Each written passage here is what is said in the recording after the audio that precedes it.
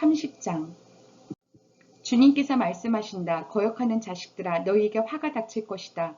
너희가 계획을 추진하지만 그것들은 나에게서 나온 것이 아니며 동맹을 맺지만 나의 뜻에 따라한 것이 아니다.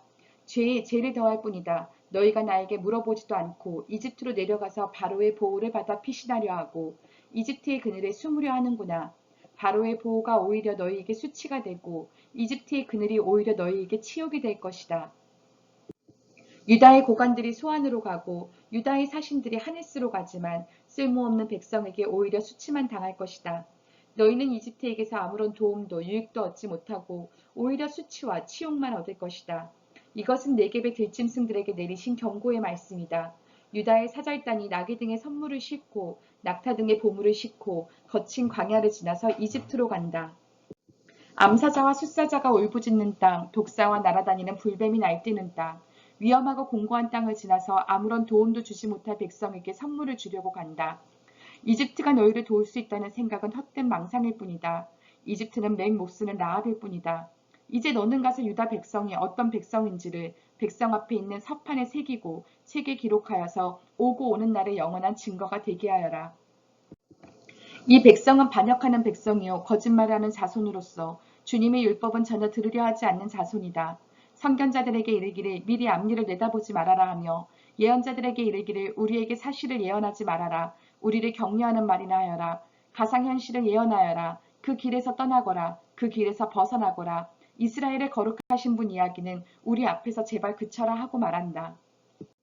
그러므로 이스라엘의 거룩하신 분께서 이렇게 말씀하신다. 너희가 이 말을 업신여기고 억압과 사악한 일을 옳은 일로 여겨서 그것에 의지하였으니 이 죄로 너희가 붕괴될 성벽처럼 될 것이다. 높은 성벽에 금이 가고 배가 불룩 튀어나왔으니 순식간에 갑자기 무너져 내릴 것이다.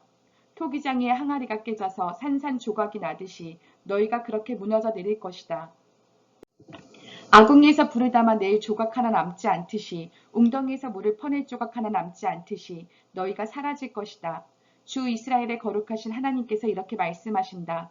너희는 회개하고 마음을 편안하게 하여야 구원을 받을 것이며 잠잠하고 신뢰하여야 힘을 얻을 것이다. 그러나 너희는 그렇게 하기를 바라지 않았다. 오히려 너희는 이렇게 말하였다. 그렇게 하지 않겠습니다. 우리는 차라리 말을 타고 도망가겠습니다. 너희가 이렇게 말하였으니 정말로 너희가 도망갈 것이다. 너희는 또 이렇게 말하였다. 우리는 차라리 날랫말을 타고 달아나겠습니다.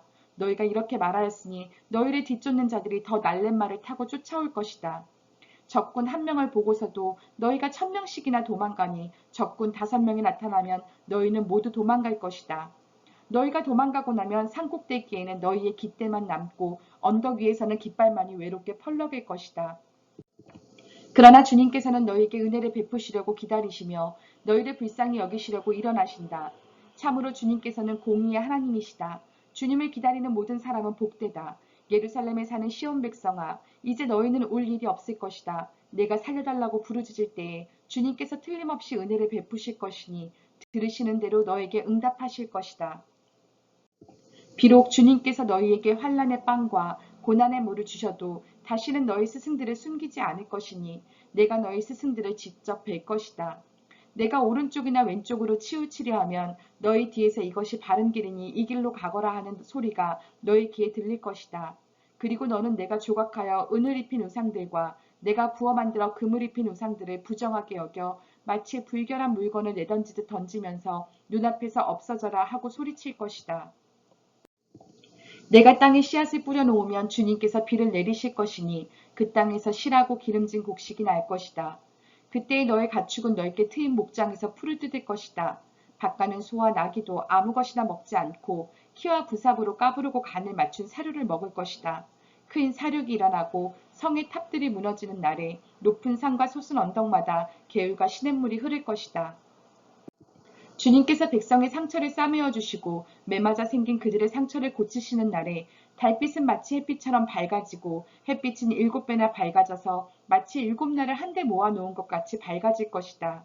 주님의 이름 곧 그 건세와 영광이 먼 곳에서도 보인다.